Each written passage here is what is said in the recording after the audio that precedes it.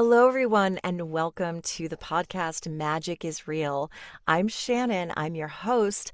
I'm a psychic medium and a researcher out of love for all things metaphysical and spiritual. If you like this podcast, would you please do me a favor and make sure you're subscribed? If you like, please also, if you would, like this video and leave a comment underneath. It helps so much to get the word out that this podcast exists. Thank you to all of you who have been doing that. Even if you just drop a heart, it helps so much. And share with people who you think might also appreciate the content. Thank you again for being here. If you're new, welcome. Today is a very special interview. I have with me today one of my dear friends, Brooke Grove. She is a very well-known near-death experiencer. She is a therapist. She is a healer. She is now an author. And that's what we're here to talk about primarily. Is she's written this book. I'm so proud of her and so inspired. This book is called The Beauty in the Broken Glass. And the art on the front is done by our friend David Ditchfield, who is also a near-death experiencer. And this is a collaboration of her and some other near-death experiencers who she'll talk about, who we love. Brooke, welcome to the podcast. Thank you so much for being here today. Thank you so much for having me, Shannon. It's an honor to be back. I just want to start by saying I have been working so many jobs every day. It is hard to find time to read. I have ADHD. I'm pretty positive. And so even though I used to be a voracious reader as a child, I find it so hard for me to finish a book, read a book. I've only had time to read the first few chapters. And I am telling you that this book has me riveted, and I know you. It's so succinct. The chapters are nice and short and digestible. The writing is so beautiful yet succinct, as it does not surprise me. I haven't even gotten into the main bulk of your insights, and I know you have many, but already I am telling you that I'm enjoying this book so much. So much of it is resonating, and I can already highly recommend it based on that alone.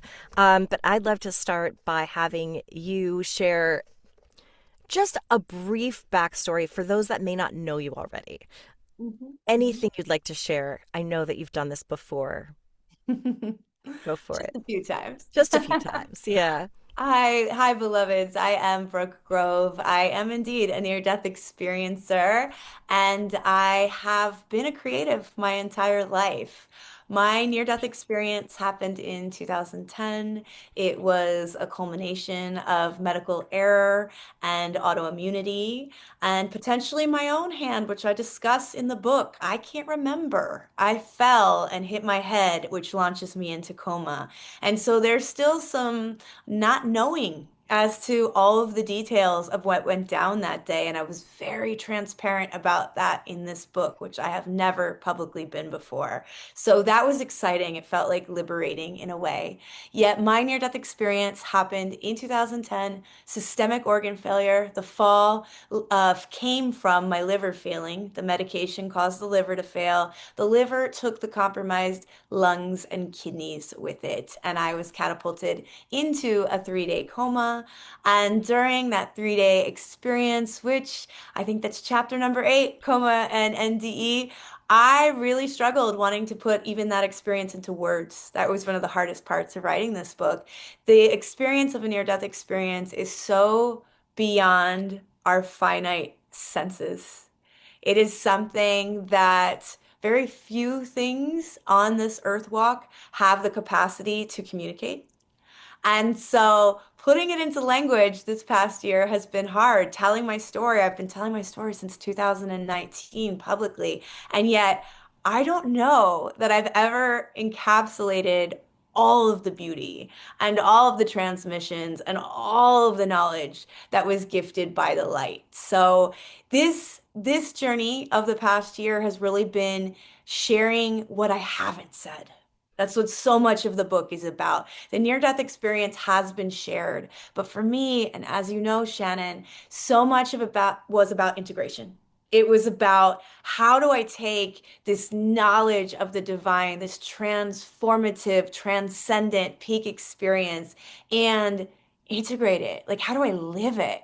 Because we live in a culture where there's so much talking about, whatever's trendy in spirituality, whether it's plant medicine or sound healing or, the latest crystal or whatever. People have a tendency to get kind of like faddish about it. It has kind of like an influencer vibe sometimes.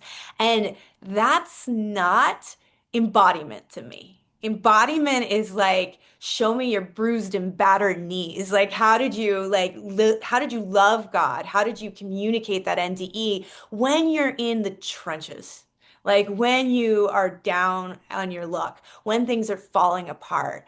And beloveds, part of what was a big issue for me is during my NDE, and I don't know if you remember this, Shannon, but during my NDE, I'm given a choice.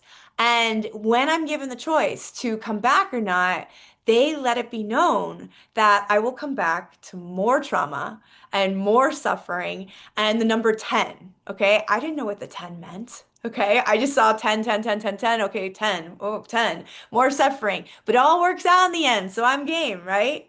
I would spend the next 9.5 years regretting that choice because for almost 10 full years, the trauma continued. And so this book, this past year, the creation of it has been really a love letter in a way, or a living prayer to that trauma and to that hard and holy walk of embodiment because I had to again and again and again on said bruised knees find the beauty in the brokenness. And that's really where the title, The Beauty in the Broken Glass, comes from. It's also a literal metaphor, as you know, Shannon, because just last December I took a spill and that was another trauma. And that trauma actually knocked these two front teeth completely out right at Christmas time. And the difference between that trauma and the traumas of the decade prior is that when I saw my reflection in the broken glass, and as I was pulling broken glass out of my face before I went to get medical treatment, uh, I was seeing myself in this reflection, and I wasn't seeing trauma. I was seeing my relationship to the soul. I was seeing my relationship to God, Goddess, all that is, the infinite. And it was like, they're just teeth. They can be fixed. Like none of my programs about shame, worthiness, all of the things that really made those first 9 years of integration challenging came up.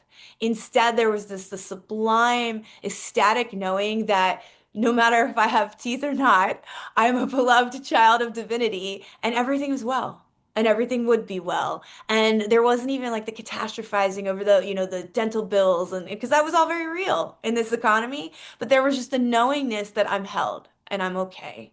And so in a way, so much of these types of experiences become kind of the etiology or the foundation for this book and our awakening world. You're such a wonderful speaker. Oh, thank you. Brooke has given so many interviews over the years, and every single one, there's something in it that you haven't heard before. And I'm sure that even she hasn't thought of before, perhaps until that moment. But what you just said means so much because as human beings, we're these souls, these infinite, beautiful, love consciousness, energy beings that are then stuffed into these bodies in the 3D world. And while there's so much beauty in this world, there is love. You're a mother, your children, nature, so many things, kindness that exists. This is the densest place where the worst things happen also. And so there is always the how do we hold both at the same time? And obviously, there are many, many people that struggle to be here because the things that are hard are really, really hard. And so I'll just ask you, why wouldn't we choose to stay there? But why do we want to be born here in the first place? Well, they say that the earth walk is the holy or the hardest, of them. Now, I don't know who are they. We could go down a whole rabbit hole there, but it is commonly said that out of all of the systems that earth is hard. I don't know. We get our slate gets wiped clean when we choose to arrive here. What I can say from personal lived experience and my time on the other side was that Spirit gave me an image, okay? And, I guarded this when I first started talking about my NDE. It was only a few years in that I started sharing this because it was so revolutionary to why I chose to come back. And so during the NDE, when I'm told that I have a choice, they show me the earth. And the earth is surrounded in this citrine light. And there are these I always call them humanoid because they look human, but they don't look exactly like us. They're human forms. They have hands, and the hands are all in this halo around the earth, and they're each touching, like neighbor to neighbor, and they're emitting that same beautiful citrine light back to the earth, and then the earth's emitting it back to them. And though spirit never used words like ascension or evolution or even consciousness, they made it very clear that I was a part of those hands and that all of the trauma, all of the wounding, all of the, what felt like multi-dimensional, karmic knots of pain that had been with me, not just in this incarnation, but beyond, all of that like dissolved the minute I received the image of those persons and the earth and that synergy and that exchange. And so for me, that's when I'm like, with absolute certainty, Shannon, I'm going back. I'm going back.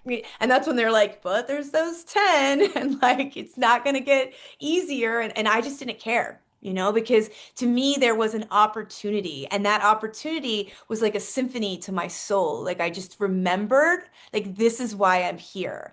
And I feel that a lot of us signed on for that mission. We signed on to come into this super dense, purging, dissolving, almost decaying in a way, time and serve.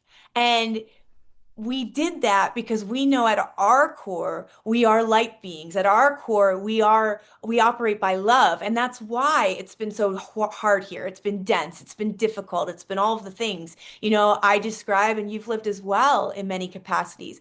But that's almost like the soil. Like there's a chapter called the soil of pain, and that's how I've come to see pain as something that fertilizes.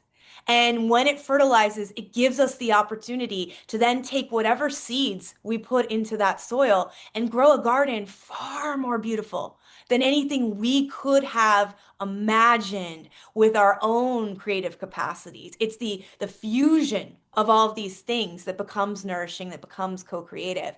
So, I don't know why we choose. I think it's really important that we have this spiritual amnesia for a reason. And part of the beauty of the Earth Walk is to discover that reason, to be curious, to be passionate, to witness if it pivots, if it shifts, does it grow? I can say, for instance, if you told me in 2019 I'd be here having these discussions or I would have written this book, it wouldn't have been in my realm of possibility because it wasn't something that I was goal oriented towards. However, I was goal oriented towards resonance with like-hearted souls. And from that resonance, then it became like, oh, well, this is possible, and this is possible, and this is possible. And those hands of light began appearing in my life. Spirit was very clear to me on the other side that this was not a solo mission. This was not some grandiose role that, little Brooke had to play or even big Brooke. It was about the collective. And what I see now is an opportunity for that light-hearted, heart-oriented warrior to step forward. And again, it's not something we can do solely as individuals. It is something where we have to be sovereign and connected. So in the way, the density is a gift. It's an opportunity. Hmm. I know that throughout history there have been really horrible things that have happened. I always feel like I have to disclaim that. Hmm. To think that we're the only ones that have ever suffered would be would be really unfair to say. But it feels, at least in my lifetime and my limited experience in the vastness of all eternity, that this is a really crucial time in history. And that I feel more and more that people like you and me, well, I mean, all of us, actually, everyone who's living right now, chose to come in at this specific time for a reason. and more I'm starting to see how at least the people around me are like, this structure, these systems, they're not, we've known they aren't working, but they've been working for a lot of people for a very long time, including me for a Mhm. very long time. And only recently have I seen that, oh, wait a minute, we really are in a very specific time where people like us are needed. And I don't mean that in a kind of like self-aggrandizing way. Mhm. It's the sensitive ones, the empaths, the people who have been, not speaking for you, or, people that are diagnosed with ADHD. And I just posted about this, that I don't believe ADHD is a disorder. I think that we are actually just labeled disordered because we don't fit into Mhm. systems. Mhm. And so I'd love to hear you to speak about whatever kind of comes up for you when it comes to, not that, like you said, one of us is going to save the world. Like, Brooke's not here to save the world. I'm not here to save the world. We're also human. But Mhm. the power of, I'd love to hear more about that, about collaboratively, what kind of influence can we have?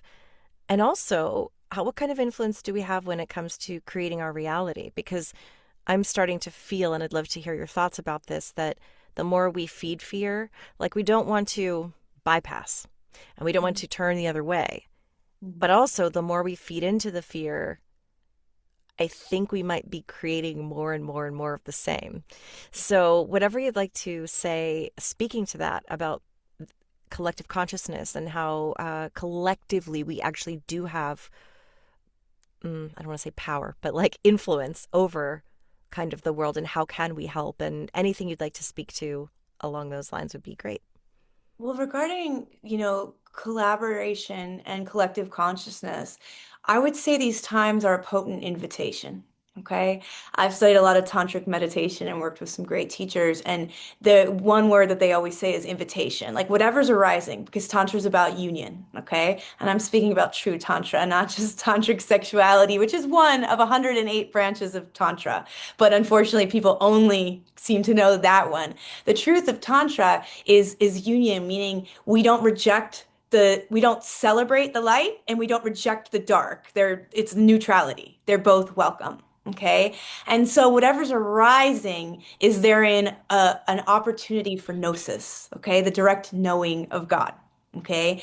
And so if we see kind of the division of the here and now, we see the pain, we see the fear, we see the polarization, and rather than respond to it as good or bad, we respond to it with neutrality. We say, this is happening.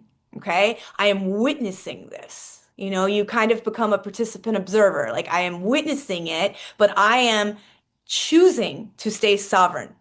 Okay. Like, the whole world can be chaos. It can be all of this noise, which it is, right? But rather than give my power to the chaos and become more of that fear you've spoken to, or the avalanche, I witness it without reacting. Okay. So it's like, I witness humanity's darkness, but I do not become that darkness. Okay. And that's where sovereignty is super, super important. When we look at collective consciousness now, it's very easy to see with social media in particularly that we've given our power away. Look at a few years ago. It was all about the influencers. It was all about everything needing to be like picture perfect on the surface, right? And then along comes AI, and now people don't even know what's real and what's not. And so there's like this discernment. And because so much has been false, and there's so many lies that are coming to the surface that have been in our cultures for eons and in our systems for eons, now there's this almost hunger, this need, this innate need for realness, for truth, for things you don't have to discern, for people that you can trust because they're being raw and real with you. So that, again, is to me an invitation for sovereignty. If you are going online and everything you see doesn't feel real, then take your power back. Disengage from those sources. You have control over what comes up in your feed. You don't have to see it all. You don't have to watch the news. You don't have to be part of the chaos. That doesn't mean bypass it. That doesn't mean don't pay attention or like, whitewash it when it comes up. You can say, this is happening here, X, Y, and Z, and this is awful, but I'm not going to give my energy body to being part of the disease. And that's how I see it, dis-ease. It is siphoning of power. When we choose to engage with the collective but not claim our sovereignty, we are giving them our precious energy. And then we wonder why we're sick, why we're depressed, why our relationships suffer. So sovereignty to me, ironically, is the beginning of how we consciously co-create as a collective. You in your power supports me in my power, and vice versa. Your highest and best supports my highest and best. If I'm acting out of my authentic highest and best, then I am helping you because I am causing no harm. Okay. And likewise, you and your highest and best causes me no harm. So we have to get away from almost wanting to heal the whole and start with reflecting that light back internally. Okay. And then from reflecting that light internally and loving our own woundedness, loving our own humanity, loving our own places where we feel frail or weak, if we can show those compassion, then guess what? You can show your neighbor compassion and on and on and on and on and on. A lot of the times we're talking these grandiose, like spiritual ideas, these cosmic laws, but we're not applying them within.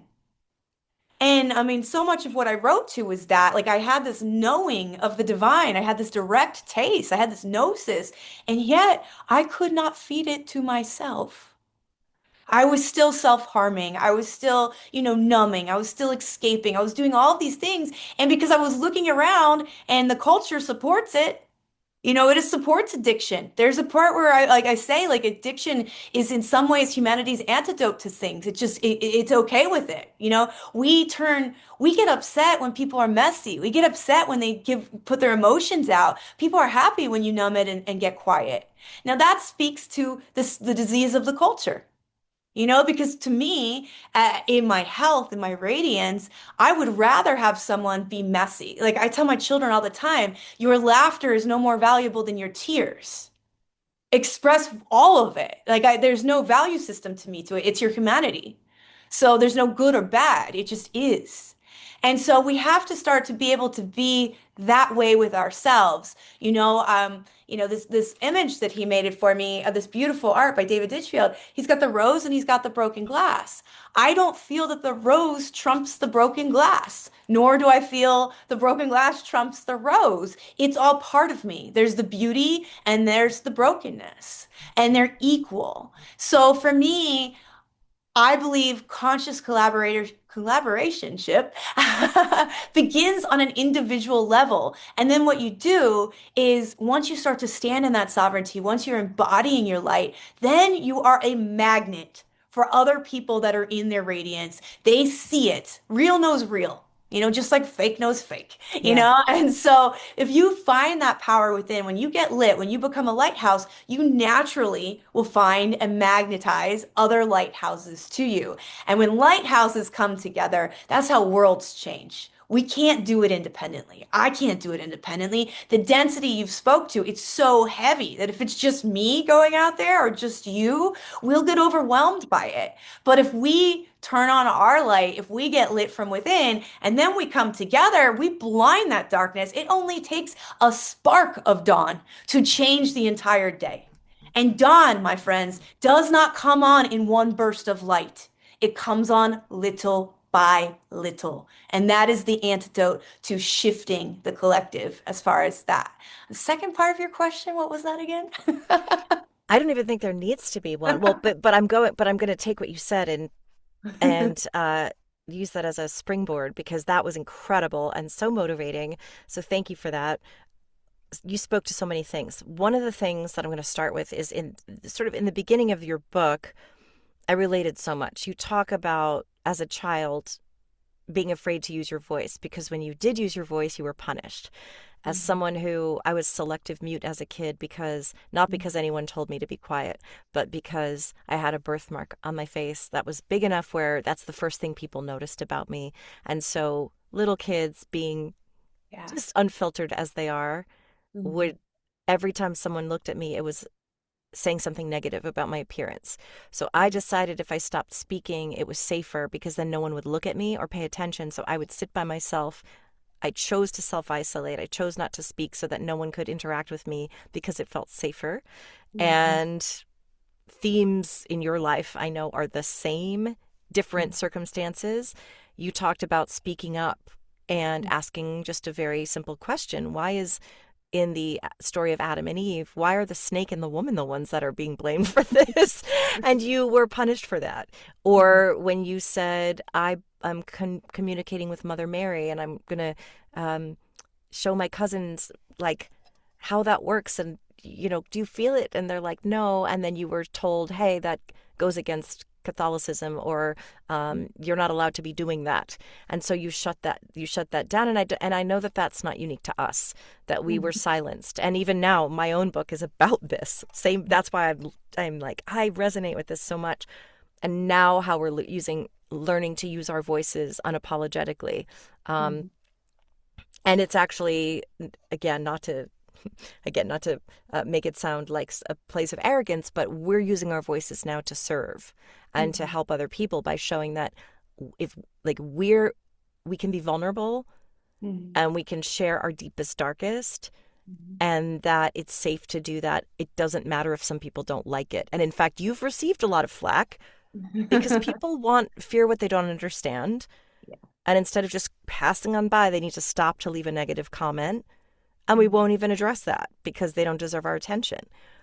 But let's talk about that, the silencing that we as humans, like we weren't born this way. We weren't born afraid to express. Mhm. Then Mhm. we get sort of beaten down into submission, or don't speak up, or you'll be punished, or I don't like what you have to say, so you should shut up.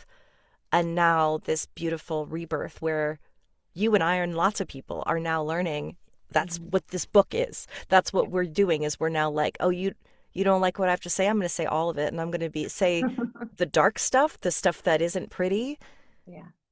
and also uh, not let people shut us up.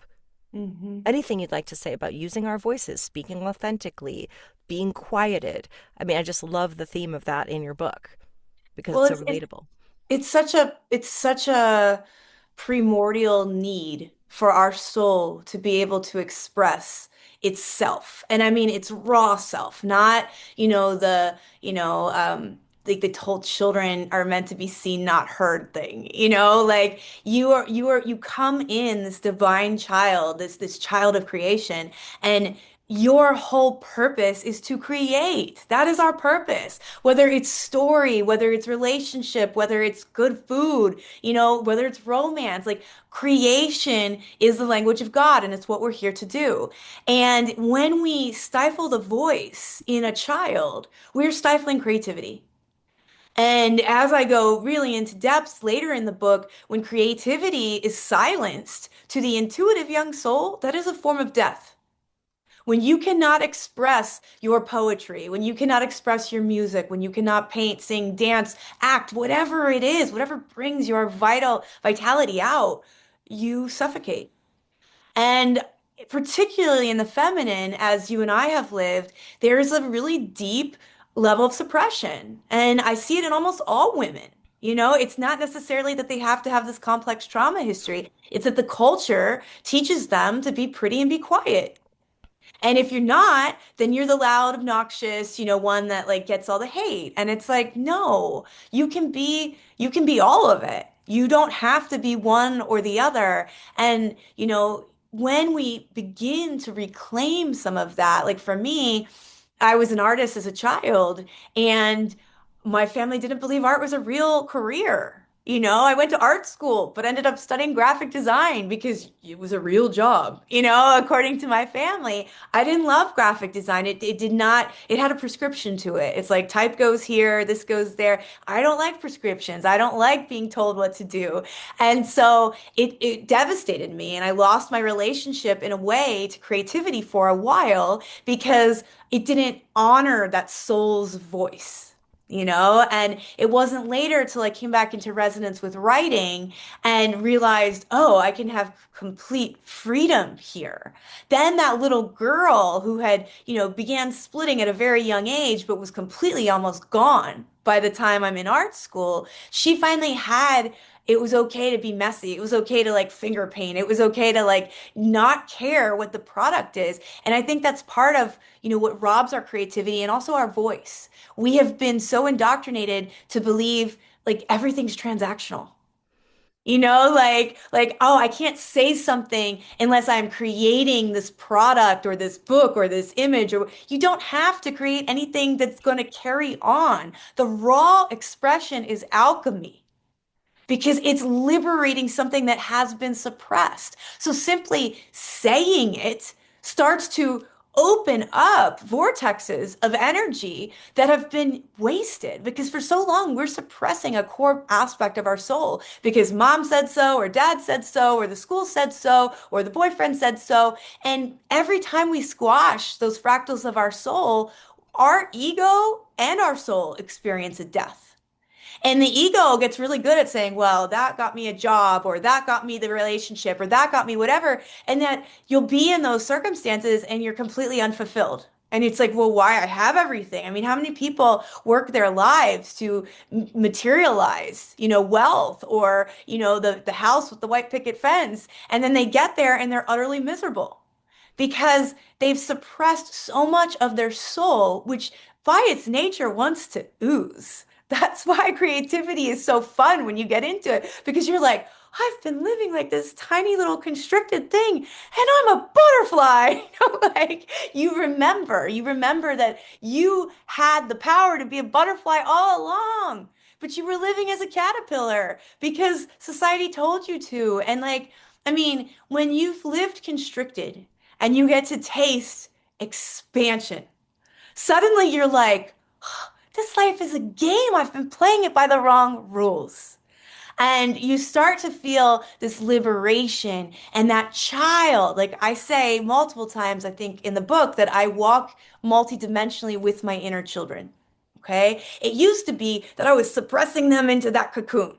Like they had little names, like the teenager was Rebel and like the good one was Essence, and they all had these little names. But if they didn't behave according to their like, configuration, my ego would just be like, bad, you're bad Rebel, or you're bad Essence, or like, in its Essence has this like innate purity. Right? Well, the person I was in my trauma responses didn't have that purity. I wasn't able to reach for it because it had been taken. And so I hadn't nourished it. So it felt lost. But the reality was it was still right there. It had just been pushed so deep in. So once you begin that butterfly medicine, I love the shamanic notion of butterfly medicine for this, because if you really look at the butterfly as a totem, the caterpillar is not the essential stage. The true stage of healing is when it turns into complete goo.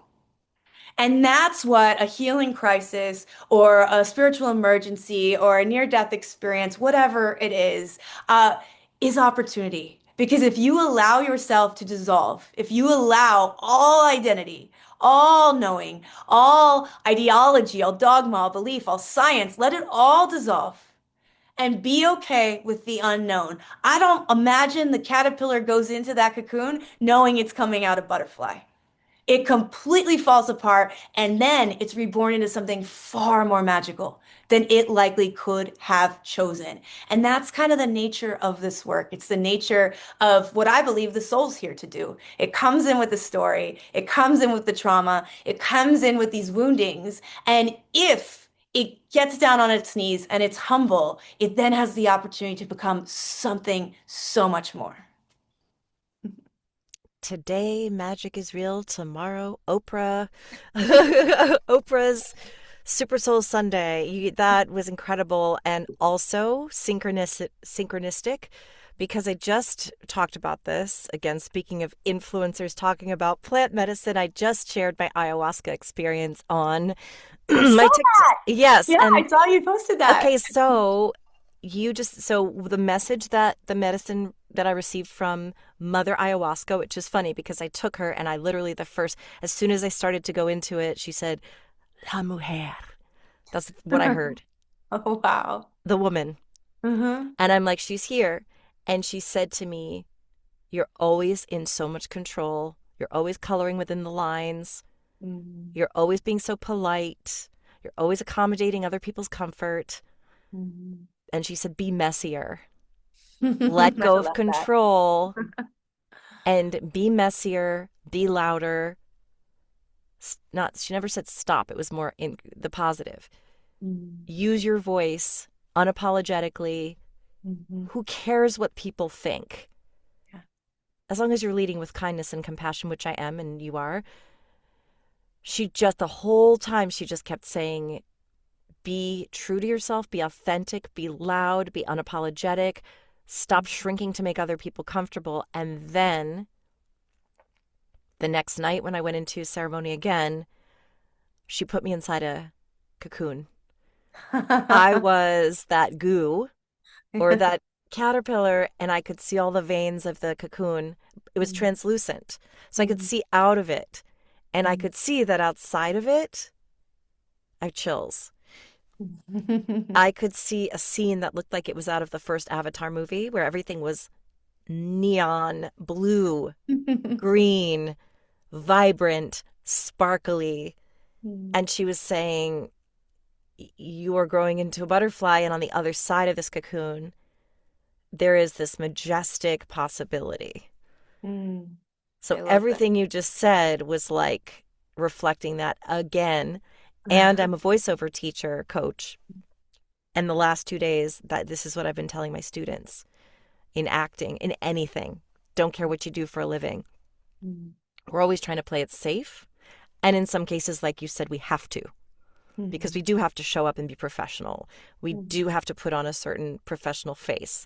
Mhm. We do have to sort of chameleon ourselves in certain circumstances because that's what gets us ahead sometimes or gets us acceptance. But I Mhm. keep telling my students the last 2 days, and they've all said at the end, we do this thing called like, I work for the VO dojo. It's called Dojo O's, and you say what you took from it. And everybody's saying, live loud, be authentic, use my voice, because I'm telling them we go into acting thinking, oh, I have to be so polished and smooth, and I need to sound really pretty and Mhm. make it beautiful. No one hires you because your voice sounds pleasant. AI can do that. Yeah. Make it messy, lean Mm. into your particular uniqueness and your personality and your perspective and point of view. That's what makes you interesting. That's what then gets you hired. But also that's because you're fully expressing truthfully. Mm-hmm. Wholeheartedly. Totally in resonance with that. Absolutely.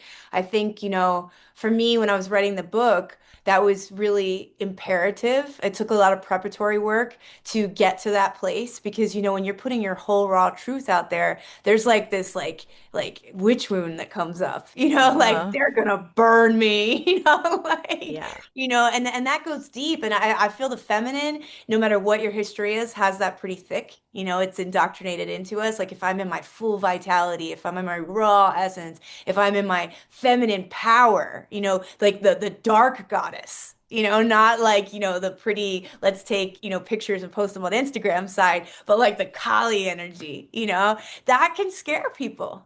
And for me, because my story does contain so much trauma, and there are decades of abuse that go into it and self-harm and addictions and things of that nature, it would serve nothing and it would be a completely inaccurate, inauthentic story if I just sugarcoated everything with like my NDE because it just wasn't reality. Like my NDE was 15 years ago and I spent 10 years a hot mess, which is actually statistically right on time because Oh, yeah.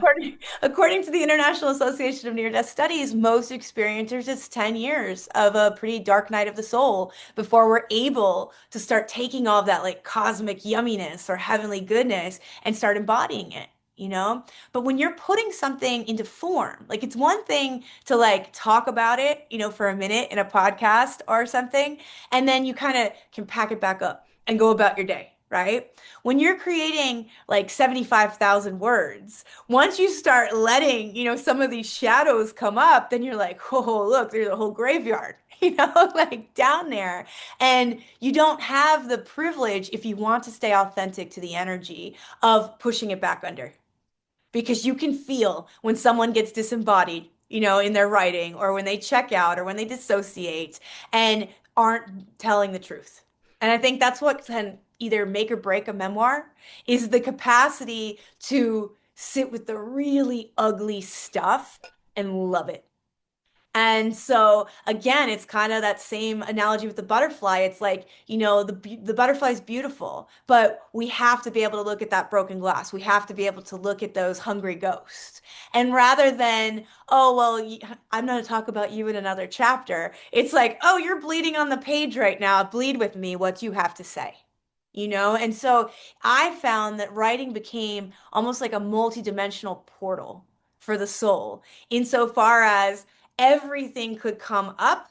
It could all be held in that cocoon like energy, but it could also be witnessed. And I feel like for those of us with heavy trauma histories, particularly when safety was an ongoing issue, to be able to remother or reparent those traumatized parts in a way that they weren't witnessed, seen, validated, felt by our families of origin, or in my case, or myself for a long time, because I stigmatized, I shamed, I, numbed, I all of those things. So to actually bring them out and say, you can be angry, you can have like oceans of righteous rage. That was awful. That ought to never have happened.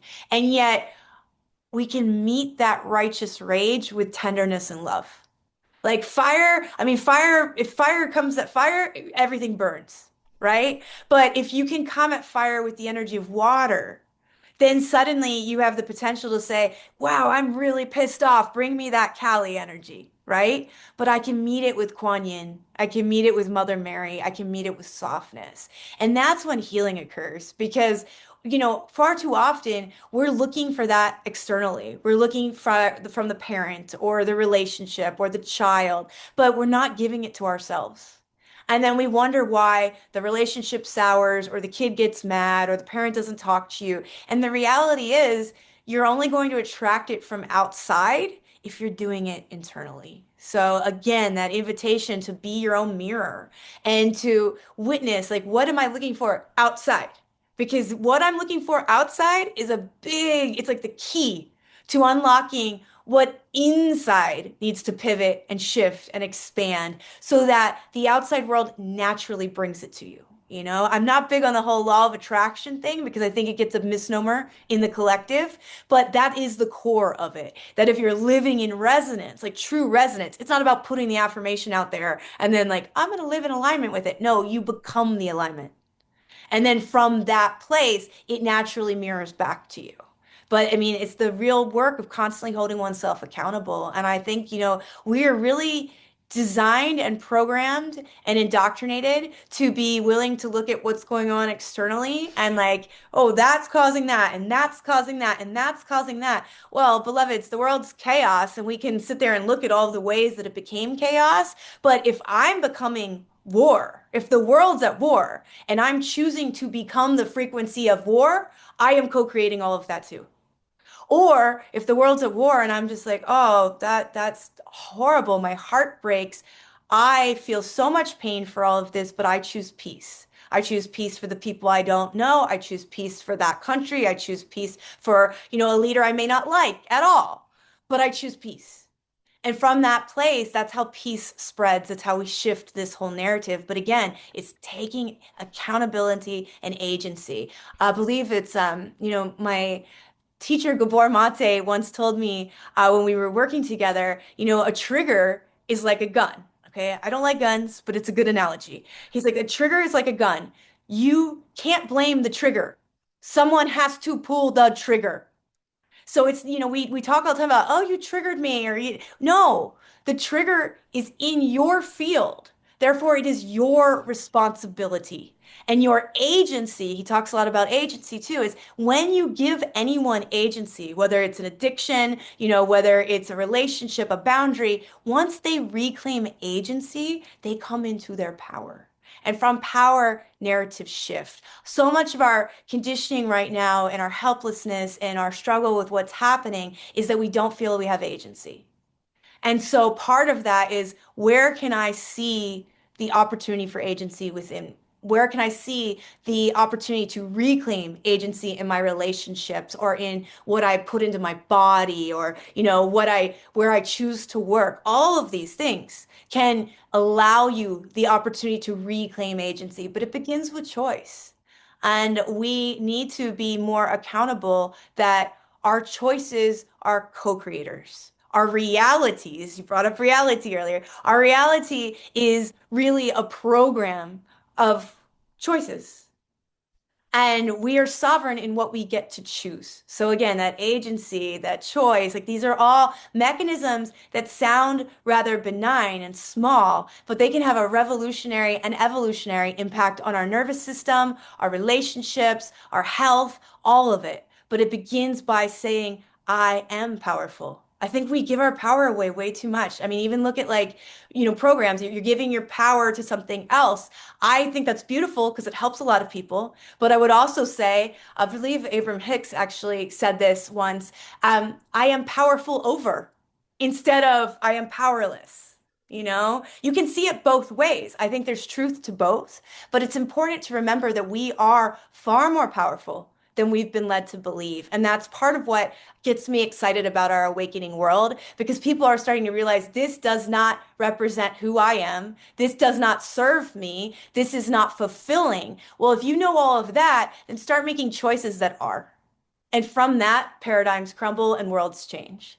So, We had lunch recently at in Topanga Canyon, which was so beautiful. And you said the simplest thing. It's not anything I haven't heard before, but it like snapped me. I keep repeating this to myself. So, the economy, let's talk about external circumstances, right? Like inflation has been brutal. I'm in the entertainment industry. So most of my friends have worked in the entertainment industry. There was a time when we were all thriving as actors, as musicians. We were like the heyday kind of when we were able to make all this money doing something we loved.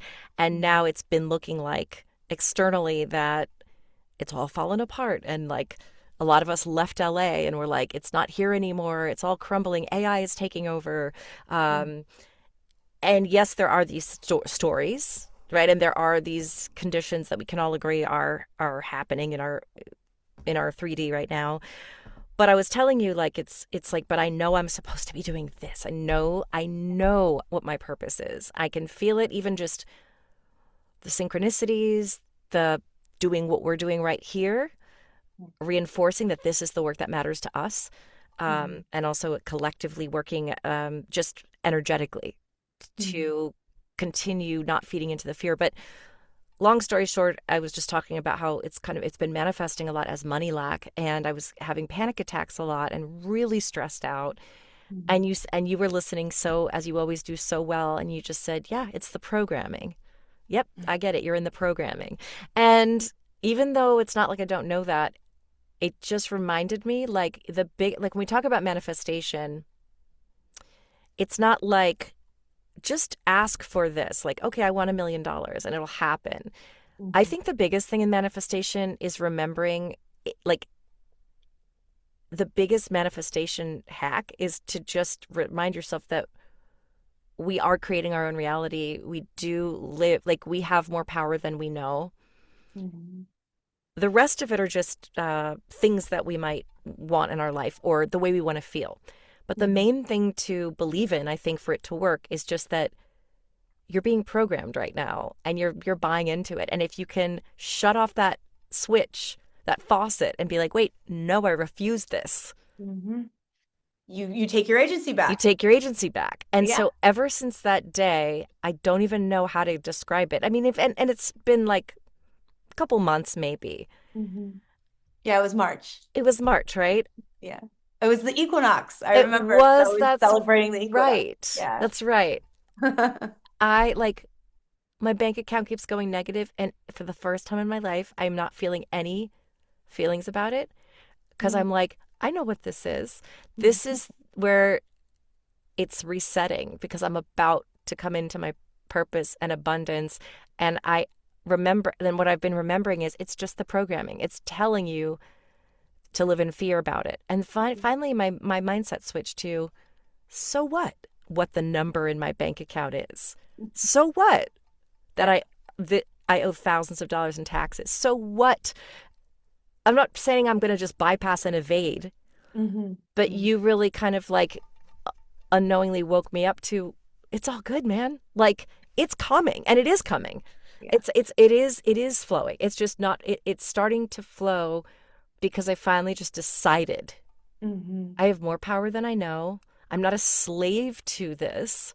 I can, granted it, and I don't mean to like minimize anyone's serious problems and be like, don't worry about it. Yeah. But sometimes I think there is something to that, which I'd love to hear you speak about, which is deciding.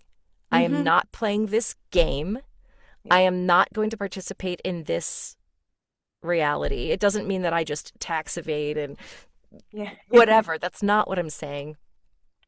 But I'm seeing that there is a way forward and that despite the circumstances, Hmm. I'm still here. I'm still alive. I'm still thriving. I'm in my purpose. And money is coming Hmm. because Well, of this. yeah, Yeah. it's taking that power. It's almost looking at fear with resolve. I can say with the writing, I mean, I probably said that to you because I was really living it in that moment. I had been speaking for so long that it was inevitable through doing so many documentaries and conferences that I got pursued by mainstream publishers. And there were years of this, but every time they would come to me, they wanted to sensationalize the NDE, which I don't even think you need to sensationalize, but they wanted to focus on that. And then they wanted to kind of completely bypass like the years of struggle that went after and kind of jump to the here and now. And I was like, there's no me in that story. Like you just took the meat out and are selling another NDE myth. You know? And as someone who built an international practice to help other mystical experiencers integrate and I have watched intimately a lot of people suffer very deeply. I know I was also one of those persons for a very long time. I was unwilling to compromise that essential part of the story. So when I chose to write this final, what becomes the book, that was a third draft. Like it was a complete do-over. I self-published it as a single mother. I get on the phone. I mean, I was just talking to David prior to getting on here, and I literally call him in January, and I'm like, so here's my title, and here's what I'm imagining, but you can't read anything because I'm starting over. And it will be done by spring. Now, this says something about my friend's faith in me because he still painted this beautiful picture and had it done in April, for me so that I could have it. Same thing with like my forward. You mentioned at the beginning, a little bit in the opening about how I called in friends. It was really important for me when I chose that deciding point that you're talking about. When I chose, I don't know how I'm going to get this out in the world, but I know that people say don't judge a book by its cover, but what does everyone do? So who am I going to call? I'm going to call someone that can make an exquisite cover. I can use those graphic design skills and do the cover myself.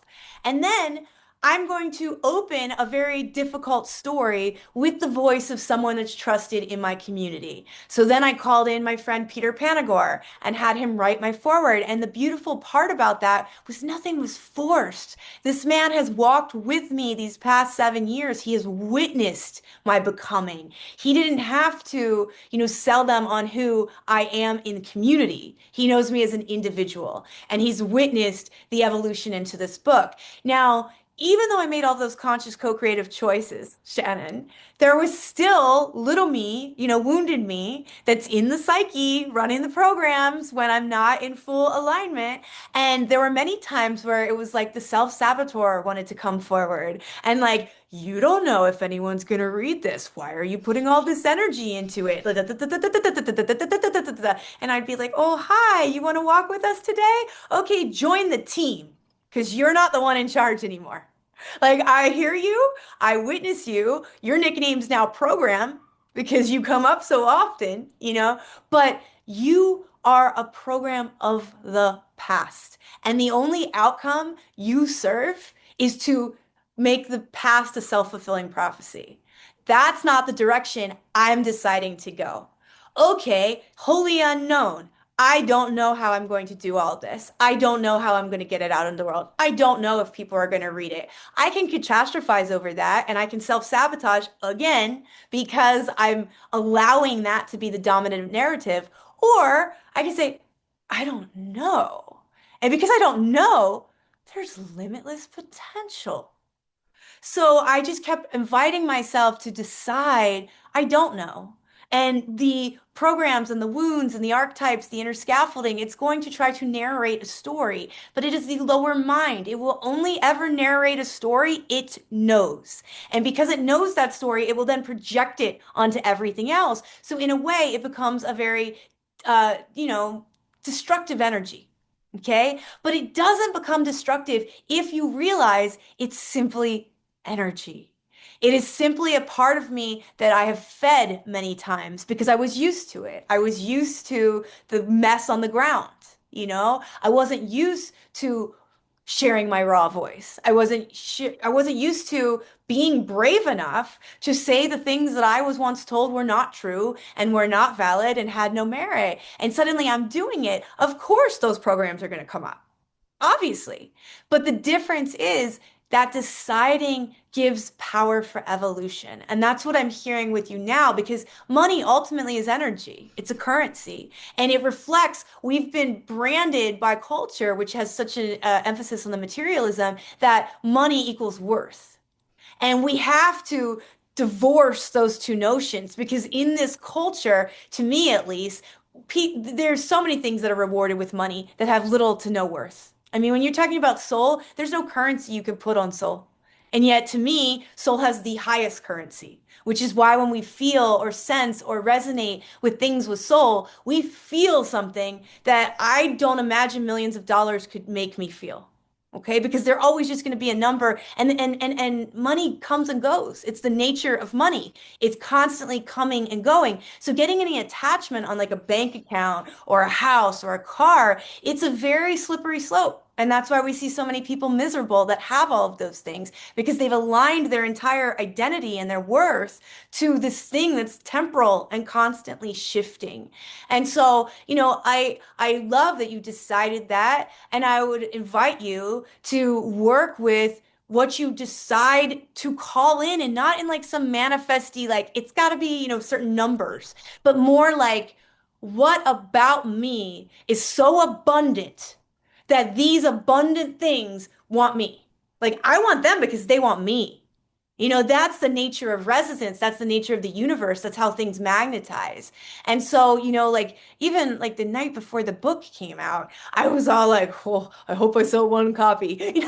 Like I'm like so nervous about it. And then like 3 days later, I was so blessed because suddenly I'm in like the top three of the near-death experience books, and I'm all like, that only happened because I didn't allow myself to align with the program. Like the program was invited to the table. It wasn't shamed. It wasn't like go away. It wasn't suppressed, but it also wasn't fed. Like, and that's my energy with these like darker archetypes that we all carry within. It's like, welcome to the table. You can come, but I am giving you no food. Like, you Yeah. just sit there and like be part of the team. All good. You've ate enough for like lifetimes. These guys are hungry. This is where we're going. But I also want to witness where I've come from. I also want to witness where I still have weakness because we all have it. We all have these woundings. And by allowing it without becoming it, you begin to shift it.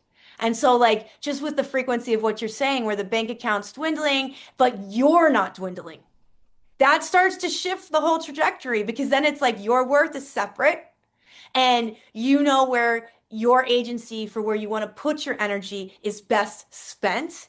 And with time, that begins to become returned. And that's just kind of how it works. But it's about sitting with those like almost like webs in our own psyche, and not being scared and not knocking them down, like not Yeah. destroying or dismantling or shaming. It's again, it's meeting it with love.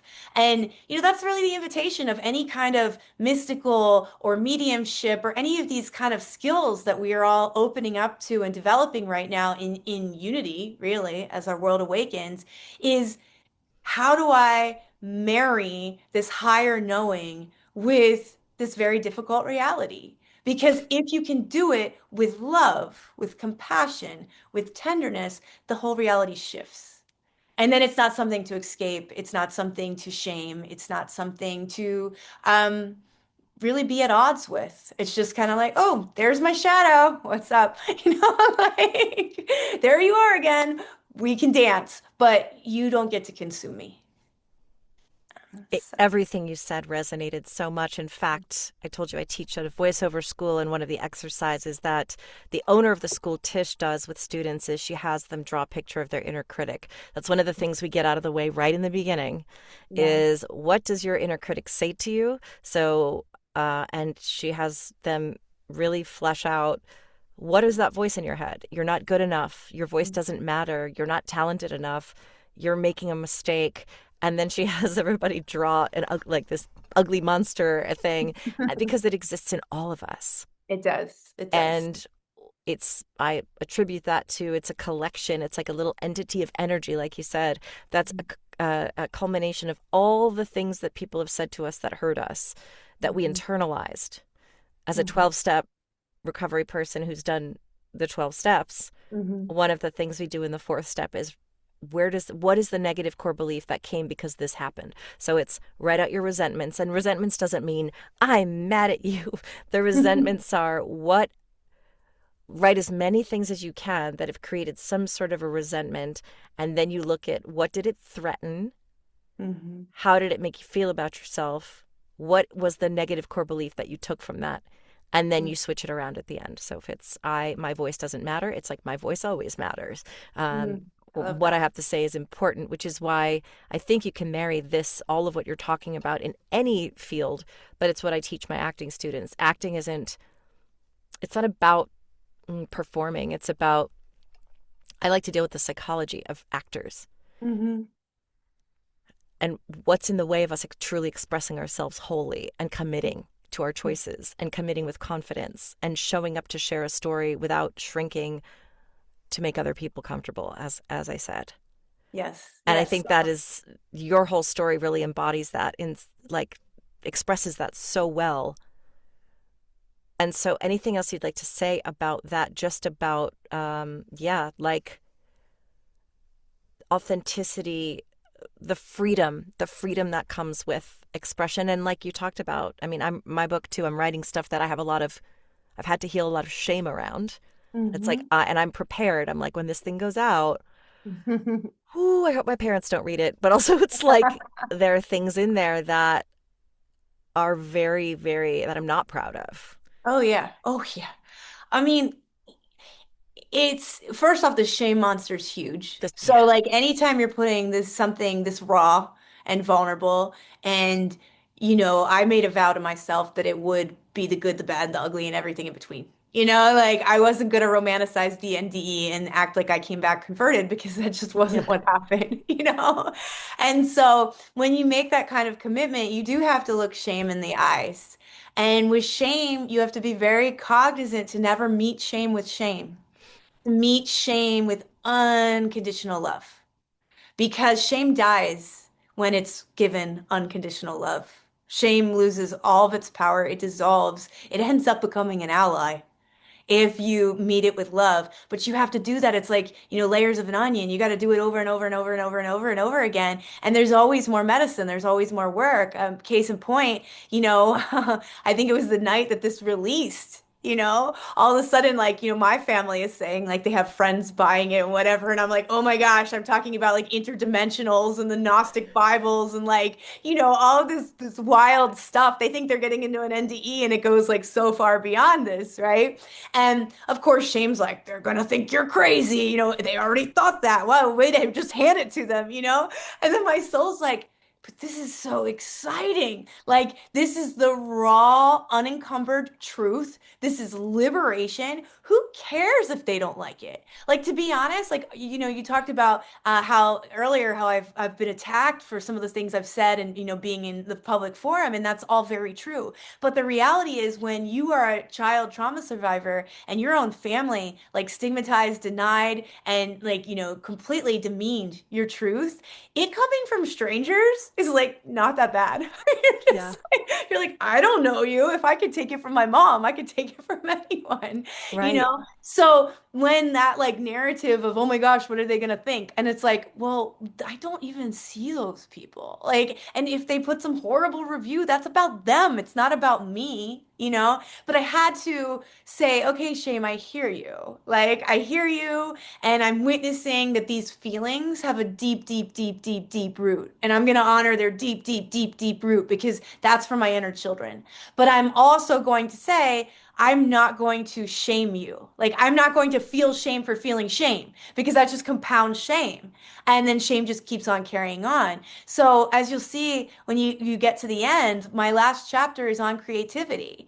And it's really on the essential healing elixir that is authenticity. We live in a world right now where everything's being manipulated, everything's being distorted, everything's being, put through AI and whatever. It is medicine to be highly sensitive. It is medicine to be authentic. It is medicine to be messy and imperfect. And I'll give you an example. I had an event that I had to speak at last week for the book, and it was planned months ago. Okay. And so the release was corresponding to this event. And I was not happy with putting the book out at the time because I knew there were some typos and things that needed corrected. But this event was like, well, you can't, we need the book. Like, we need the physical book. We're not going to accept an ebook and we're not going to do a pre-launch party. So get the physical book. And I'm like, okay, well, if I print it as is, I'm going to have to change some things, post release. And they didn't seem to care about it. Well, little me had said no one's going to buy it that first day. So, like I was kind of still had this part of me that believed it. It ended up doing very well the first week. Well, that's when, again, the ego comes in and it's like, oh no, all these people got it with typos. Oh, now they're all going to go to Amazon and yell at me about the typos. And it's like the end of the world. And then higher mind me, soul me is like, typos are like part of the brokenness. Like, they're part of the beauty. They're part of what makes it real. This did not come from AI. It came from the raw expression of your soul. And no one ever said soul needs to be perfect. Soul is palpable. Soul is felt. Soul is something that is patiently waiting for all of us to remember that there was never perfection. Nothing is perfect. Literally nothing in our incarnation is perfect. Our faces aren't symmetrical. Our relationships can be disharmonious and equally beautiful at the same time. We are flawed by nature. That is the definition of humanity, but it is also the definition of our beauty. And so I like won't let a typo haunt me. And, I'm not going to let naysayers haunt me. And I'm not going to let my own shame programming abuse me anymore. We, as trauma survivors, there's such an emphasis on what happened and, like, the victim aspect, which is necessary to the healing, to say something was done and it was wrong. That's super important. But at the same token, a lot of times we do get stuck in victim consciousness. And in that victim consciousness, we often have what I call reactive abuse. We become the abuser.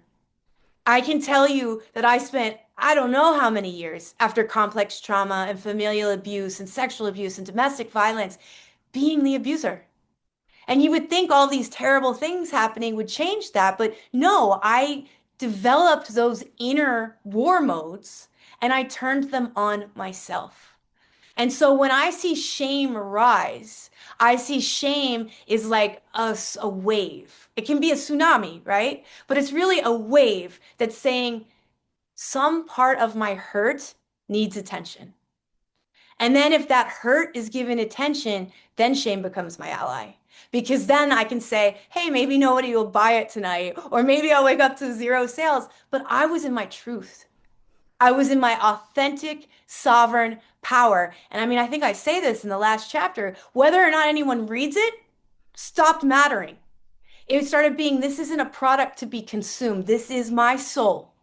You're either going to feel it or you're not, and that's okay. We are all allowed to have our expression of soul. Here's mine. I feel more alive because I've shared it. And in the end, that's enough. And that shame, though it's just been 2 weeks since this released, every day I feel that shame softening because it's not being nourished, but it's also not being suppressed. And that's the important. I think that's really, again, the invitation of these times. All of the stuff that was righteously wrong is now coming up to the surface. And we can hate it and we can vilify it and we can attack it, but then we become the energy of war. And war is a psychic debris. We would not have a world in war and all of this chaos if war was not a byproduct of our psychological programming. And so we have to choose to be the antidote to that. And to me, it all begins with self-love and not like pouring yourself a bubble bath, but the kind that's like, let me see where I'm bleeding out on my environment, where I'm bleeding on my relationships, where I'm consuming things rather than consuming for nourishment, like I'm being consumed. Okay. And when you start to see that, then you start to love yourself more radically because then it's like, do I want to make this choice? I had a teacher that once said, it's not alcohol that we're under the influence of. We're under the influence of anything we give our power to. And that's extremely important because then it's like, oh, do I want to be under the influence of this show? Do I want to be under the influence of this music? Do I want to be under the influence of this relationship? Because all of those things are either going to heighten my vibration or they're going to pull away from it. So again, I really invite everyone that's listening to discern, where am I under the influence of things that are draining me? And where am I choosing to be in resonance to influences that nourish me? Because that simple question, if you ask that every day or with every person you encounter, your whole way of being, your whole energy body changes. So again, it's just taking that agency, taking that power, but doing it in a way that's supportive of your becoming and not your breaking. I think that that is such an incredible place to leave it. Of course, I offer you last words, but I really feel like that said so much. And I also, as a psychic, but also as someone who knows you and someone who is witnessing right now the power of your words and the charisma that you have. And I also believe that you were gifted uh, this ability for speaking and this intellectual penchant and how beautiful you are on the outside, which I know we don't choose, but I do believe that that is what people respond to. And that's also a reason why you were given kind of the whole package, because your message is so important.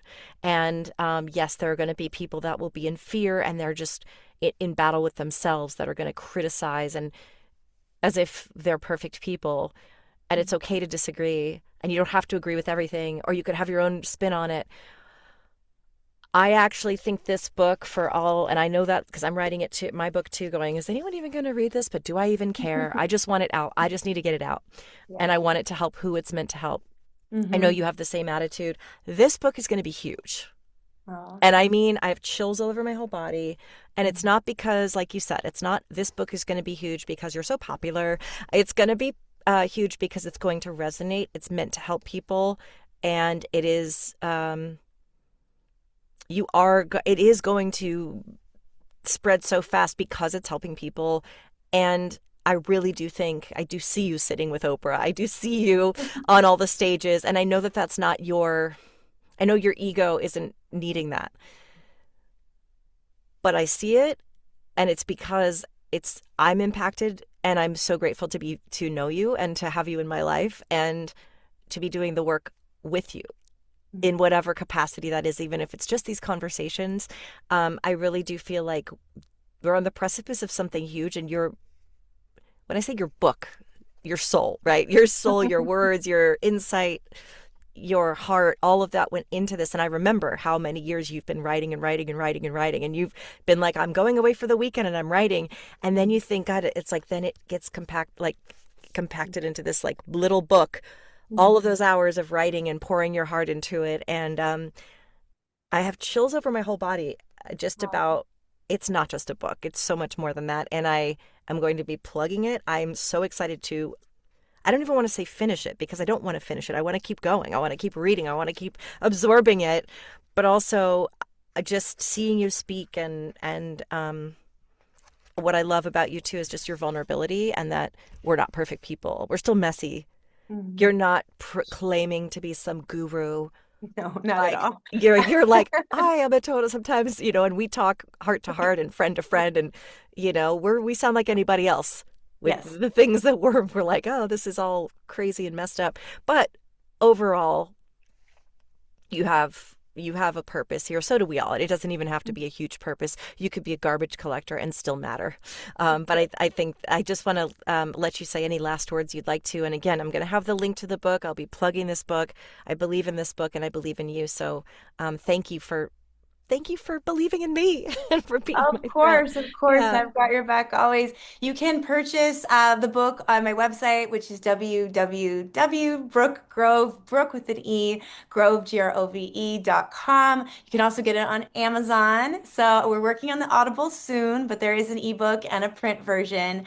And I just welcome you to contact me. Like if you read it, so much of this was a transmission. Like there were times where I was doing it by voice, as I'm channeling. There are times I'm writing it. And sometimes I would have to read it in hindsight to get the totality of whatever the ascended master or the energy was sharing. So I really do want to know how it resonates with people and trauma survivors and mystics and all of that. So there is a contact page. And please, please, if you do read it, drop a review. It really helps us indie authors out and really helps other people find it. I really believe that we are coming into an age where independent artists will shine and that the influencer kind of paradigm or the age of the guru is dead. And it's funny is in my NDE, I kept hearing the age of the guru is dead, the age of the guru is dead. And yet I came back into this world that for like a while was super, fake.